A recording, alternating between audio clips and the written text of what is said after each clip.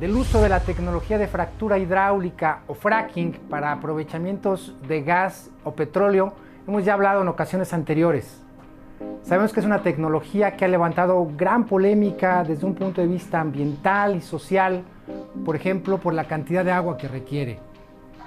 Mirándola ahora desde un punto de vista económico, queremos preguntarnos qué ventajas y desventajas ofrece. Para conversar sobre esto, en este Café de Altura estará con nosotros Francisco Cravioto, quien ya nos acompañó en otra ocasión para charlar de un tema diferente. Yo soy Carlos Muñoz Villarreal, qué bueno que nos acompaña. Francisco Cravioto Lagos es licenciado en Relaciones Internacionales, egresado del ITAM y realizó estudios de maestría en Ciencia Política en el Colegio de México. Ha trabajado en el pasado en la Fundación IDEA y en la organización Bridges Across Borders, y también las revistas Foreign Affairs en español y The Economist. Actualmente es investigador del Centro de Análisis e Investigación Fundar.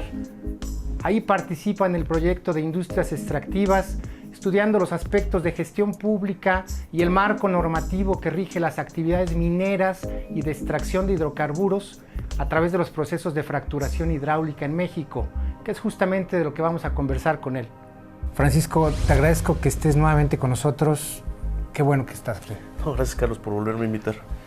Hoy quisiera que platicáramos de un tema diferente al que tocamos la ocasión anterior y que es al mismo tiempo también un tema muy actual. El famoso fracking, la fracturación hidráulica que se utiliza como alternativa. Algunos la están planteando y se está impulsando hoy por hoy en varios países para obtener gas y petróleo, se dice mediante tecnologías no convencionales, es lo que también se llama como el gas de lutitas o gas esquisto. Sí. Abiertamente la Secretaría de Energía lo está promoviendo, lo está viendo como dicen ellos, una transición energética en un escenario en donde, lo sabemos, las reservas mexicanas de petróleo y de gas van a la baja, cada vez es más difícil, se ha vuelto más caro obtenerlo por tecnologías, digámoslo así, convencionales. ¿Cómo lo ven ustedes en ese entendido de que fuera una tecnología, digamos, de transición? ¿Por qué sí, por qué no o bajo qué condiciones? Bueno, el primer argumento que daremos para decir no es una energía de transición es que, digamos, estamos otra vez lidiando con combustibles fósiles y aparte es un recurso no renovable. Entonces, sí, más que empezar a hacer, digamos, cada centavo que no se esté invirtiendo en llevar a cabo esa transición que nos ayude a salir como sociedad mexicana, pero sociedad como humanidad en su conjunto, pues, de esta economía dependiente de los hidrocarburos, cada centavo que no se esté invirtiendo en eso solamente está ayudando a perpetuar un modelo de verdadera adicción que tenemos como seres humanos a un recurso que se está agotando y que, bueno, puede que se hayan descubierto técnicas para explotar estos nuevos yacimientos, pero bueno, estamos una vez más en la situación donde rascamos el fondo del barril, nos acabamos el petróleo fácil y ahora lo vamos a buscar cada vez a lugares más difíciles, más riesgosos, más peligrosos para la gente. O sea, tú ves, se distraería la atención y los recursos, la inversión que debería ser para otras tecnologías, vamos a decir, más amigables con el medio ambiente, sustentables, fundamentalmente sí, renovables, en esta tecnología de transición de fracturación hidráulica. Sí, por supuesto, porque bueno, tendría el país que estar invirtiendo ahorita en por lo menos los siguientes 3 tipos de energía: solar, eólica y maremotriz. Y estos 3, algunos dicen que es geotérmica, pero bueno, sí, está a discusión si tiene impactos o no tiene impactos, pero bueno, estos 4 tipos de energía, claro, siempre con el consentimiento de las comunidades donde se van a instalar estos proyectos, pero procurando sobre todo que se den a pequeña escala, en la misma localidad, que se genere en la localidad donde se va a consumir la energía. Esquemas más descentralizados de energía. Exactamente. Ahora, pero, dice la Secretaría de Energía, es deseable caminar hacia las renovables, pero no es factible en este momento. Tenemos que pensar que tiene que irse poco a poco y por eso esta transición. ¿Tú lo ves factible? Ellos argumentan, por ejemplo, el tema de la discontinuidad en el abasto que tiene la energía eólica, por ejemplo, o la misma solar, que no hay entonces un abasto garantizado. Nosotros tenemos que mirar el ejemplo de Alemania. Alemania, que no tiene los recursos eólicos y solares que tiene México, pero por mucho dista mucho de estar en esa situación. Desde 2009 hasta el día de hoy, ahorita está generando 35% de toda su matriz de energía a partir de renovables, y la idea es crecer hasta un momento en el cual este país está buscando activamente convertirse en un país limpio, un país que nada más genere electricidad a partir de renovables. Lo que genera este discurso de México de que estamos una fuente de energía de transición es precisamente una inversión considerable en plantas de ciclo combinado, en gasoductos. Ciclo combinado quiere decir gas que puede entonces bajar el impacto ambiental con respecto a las que había antes de combustible, por ejemplo. Digamos, ahora sí que seguir con el modelo de termoeléctricas, pero ahora con base en gas. Sí. Pero esto también viene acompañado de un poco más eficientes, pero todavía hidrocarburos. De infraestructura con gasoductos, como mencionaba, sí. Pero todo esto, apostarle a esto, cada vez perpetúa más la dependencia del país con respecto a estos recursos. De hecho, en la última década, sobre todo el gobierno de Felipe Calderón, se invirtió muchísimo en este tipo de plantas de ciclo combinado. Se generó una demanda y una dependencia de parte de nuestro sistema de generación de electricidad de estos hidrocarburos, y ahora se dice que hay que buscar los recursos para abastecer esa dependencia, pero esa dependencia no existía antes.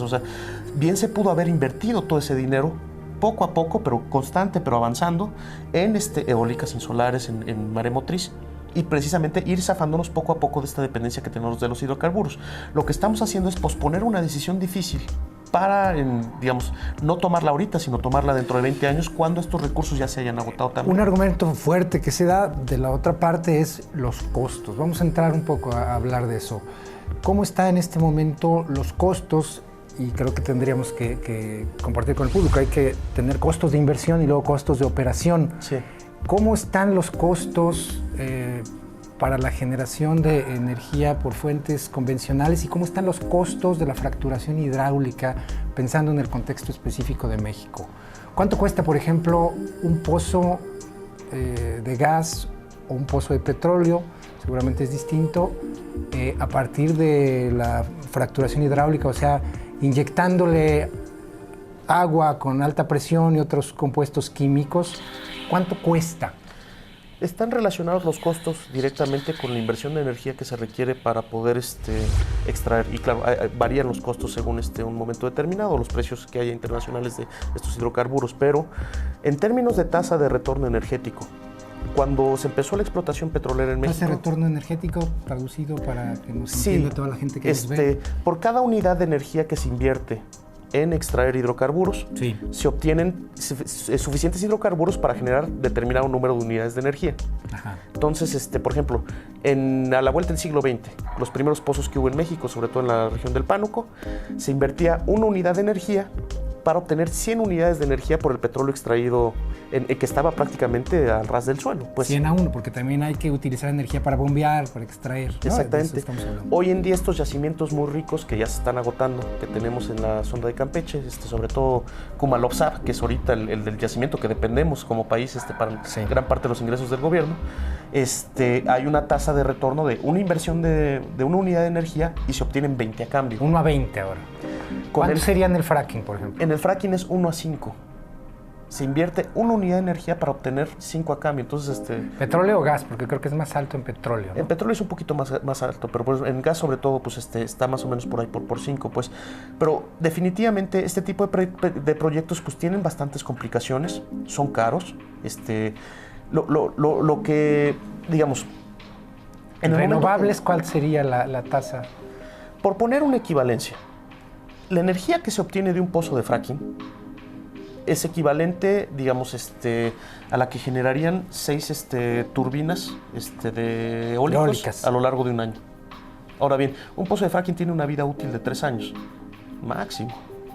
Un pozo, una turbina, una vez instalada, tiene una vida útil más o menos como de 30 años. Que si lo pensamos en términos financieros, quiere decir que en un caso puedes amortizar la inversión, sirve para 30 años, en otro dices tú para 3 años. Exactamente. Con esto hacen otro de los argumentos que yo he oído con frecuencia, sobre el cual me gustaría que comentáramos, porque también ha habido quien lo rebate, en el sentido de que declina muy rápido el aprovechamiento que se puede hacer de un pozo de gas o de petróleo obtenido a través del fracking o de la fracturación hidráulica. ¿Por qué tan pronto? Ustedes dicen 3 años. Pues bueno, los pozos exploratorios que ha realizado Pemex hasta ahorita, antes de que se diera la reforma energética, pero ya pozos de fracking, tal cual, que se han realizado en yacimientos de lutitas. Hay 6, creo, ¿no? Sí, presentan una tasa de declinación, ahorita explico qué es, de entre 30 y 50%. ¿Qué quiere decir esto? ¿En un año? En un año. Quiere decir que al año de haber empezado a explotar, está produciendo este pozo 2/3 partes de lo que produjo inicialmente, o inclusive menos, la mitad de lo que produjo inicialmente. Si prolongamos al segundo año de explotación, para entonces está produciendo prácticamente 10% de lo que producía al momento de iniciar la explotación.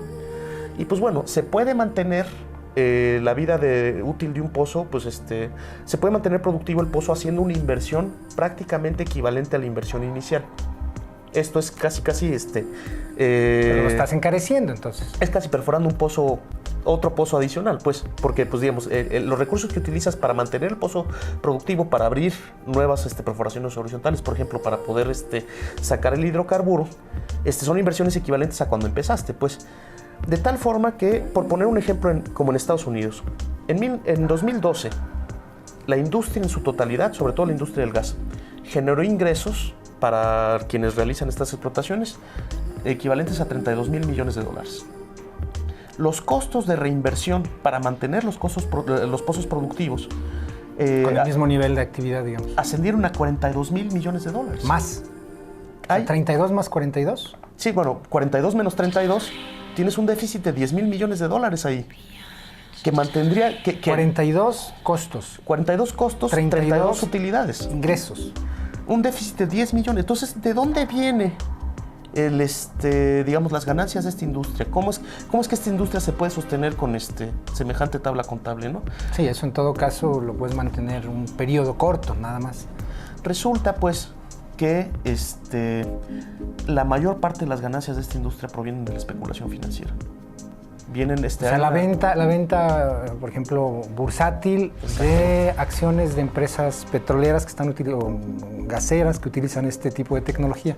Hay una analista financiera que se llama Deborah Rogers en Estados Unidos que ha precisamente dado seguimiento a esta industria y dice que en ese mismo año de 2012, $46,000 millones fueron las ganancias obtenidas por pues la subida de precio de las acciones, compra-venta, fusiones, adquisiciones entre empresas, todas estas operaciones bursátiles, y también por el tráfico de un instrumento financiero de dudosa procedencia que le llaman pagos de producción volumétrica, que es un instrumento que sirve para especular sobre el futuro de determinados campos donde se explotan hidrocarburos de lutitas, ¿no? Ahora, lo que tú estás diciendo entonces es, en realidad, el negocio del fracking estaría dado más por la especulación que por la actividad productiva propiamente. Exactamente. Si eso es así, pensando ahora en el contexto mexicano y en que hay una política para impulsar como transición energética este tipo de tecnología, de alguna manera estarías diciendo que las autoridades mexicanas están comprando una nube de humo en donde realmente todo es especulación y no tiene fondo. ¿No es un poco subestimar la posición oficial? O sea, de alguna manera estamos diciendo que están comprando espejitos.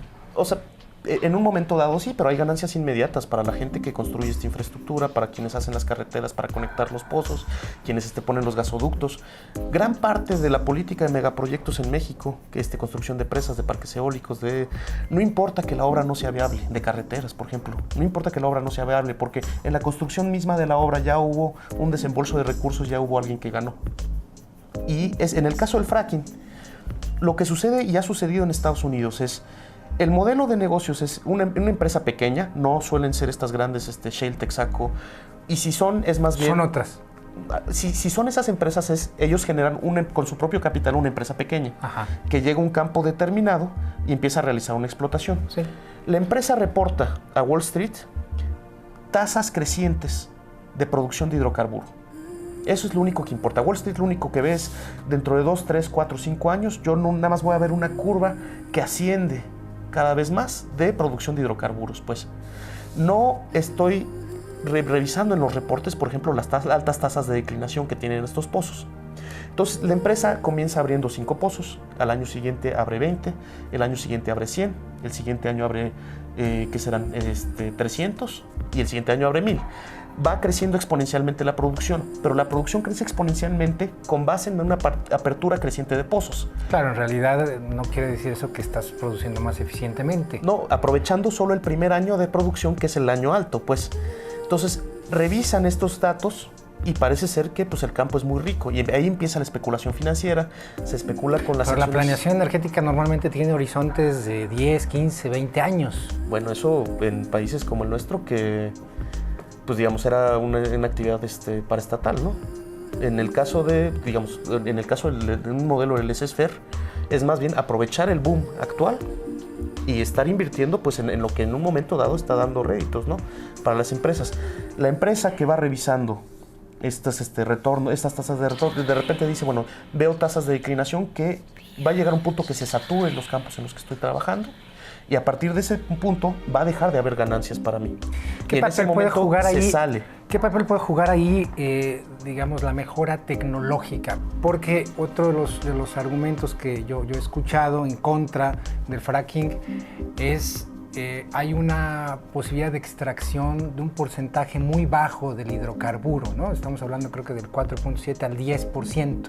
O sea, le inyectas mucha agua, le inviertes dinero y sale poco.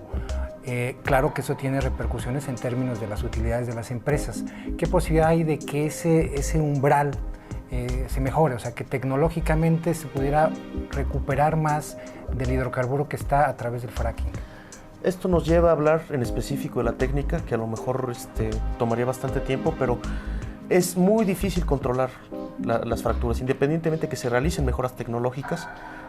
Estamos hablando de una técnica que busca un yacimiento de roca. En la roca se encuentran almacenadas partículas de hidrocarburo y fractura la roca. Al momento de fracturar la roca es como quebrar un vidrio. No sabemos cómo se va a reventar el vidrio, qué grietas van a aparecer. Y por lo mismo, no sabemos qué tanto hidrocarburo se va a escapar y cuánto vamos a aprovechar. Hay una altísima tasa de hidrocarburo perdido en el momento de realizar fracturas hidráulicas, precisamente por la naturaleza misma de la técnica, pues mucho de ese hidrocarburo se queda en el subsuelo, siendo una sustancia bastante ligera, migra del subsuelo poco a poco hacia la superficie. Puede tardar un año, puede tardar 10 años en llegar a la superficie. Lo que es una certeza es que va a llegar eventualmente. Y va a ser el gas y el petróleo que van a ir ascendiendo poco a poco. Pero esas fugas de las que me estás hablando me llevan a lo que, por desgracia, va a tener que ser ya nuestra última pregunta. El tema de la posibilidad de que escapen componentes como el metano, que tienen una alta contribución al problema del cambio climático. Si eso es así, entonces dirían ustedes también en realidad es poco sustentable el fracking desde el punto de vista de contribución al cambio climático. ¿No está resuelto ese problema? No está resuelto precisamente por lo que menciono ahorita. Hay fugas en el momento de la fractura. Son inevitables. Es que esa es la naturaleza misma de la técnica, es romper el suelo y no sabe a dónde, no se puede aprovechar todo el hidrocarburo, mucho se pierde en el proceso. Pero no solo ahí, hay fugas también en la misma perforación. 1 de cada 20 pozos fallan al momento de iniciar una fractura hidráulica. Conforme se utiliza más y más el pozo, hay más probabilidades de que falle. Ahí se dan fugas también de hidrocarburo y otras sustancias químicas que no estamos hablando ahorita, pero ojalá podamos conversar en otra ocasión. Tiene su propia problemática, eso se fugan al momento en la superficie, al momento de extracción, se fugan en los tanques de almacenamiento, se fugan en los camiones que transportan estos hidrocarburos, se fugan en las refinerías, y en total el volumen acumulado de todas estas fugas de metano generan suficiente metano en la atmósfera. Recordemos que el metano tiene una afectación 21 veces superior al dióxido de carbono en términos de calentamiento global. Su contribución, así es. A lo largo de un periodo de 100 años. Este metano que se fuga a la atmósfera han llegado a calcular algunos científicos estadounidenses, tal es el caso de Howard, por ejemplo, de la Universidad de Cornell. Él ha mencionado que, tomando en cuenta todas las fugas de dióxido de carbono de la industria del carbón, a lo largo de todo su proceso, desde extracción hasta su combustión, se generan menos gases de efecto invernadero que en la industria del fracking, desde el momento de su extracción hasta su aprovechamiento como gas natural. Intensivo, estás queriéndome decir, y con eso les pedimos, es también intensivo en términos de gases de efecto invernadero. Definitivamente. El gas natural es más limpio a la hora de quemarlo. Y ese es el argumento en el que se ha basado el gobierno y estamos totalmente de acuerdo. Cuando quemas gas natural es más limpio que otros combustibles. Pero si se fuga el metano sin quemar y en grandes volúmenes como ocurre con el fracking, se estaba obteniendo, cuando se extrae exactamente, del subsuelo. Ese es el punto problemático que puede generar un gran problema de cambio climático que no debemos descartar en esta ecuación, sobre todo si le vamos a apostar a esta tecnología en lugar de apostarle a otras. Así es. Yo te agradezco, ahí están los argumentos, creo que es importante que a partir de esto la gente considere. Por supuesto, siempre este espacio está abierto a otras voces. Hay una invitación también a los funcionarios de Secretaría de Energía, Secretaría de Medio Ambiente, si quieren compartir con nosotros esto. Por lo pronto, hoy hemos escuchado, creo, argumentos importantes de la perspectiva fundamentalmente económica, de los costos, de los beneficios desde un punto de vista de economía, de una tecnología polémica como es la fracturación hidráulica o el fracking. Gracias por estar con nosotros, Francisco. Gracias. Nada más invitar al auditorio a visitar la página de la Alianza Mexicana contra el Fracking. ¿Cuál es? nofrackingmexico.org. www.nofrackingmexico.org. Muchas gracias. Gracias. Gracias. Ha sido Francisco Cravioto de Fundar hablando con nosotros en esta ocasión sobre la fracturación hidráulica. Gracias por estar con nosotros. Lo esperamos en nuestra próxima conversación de altura.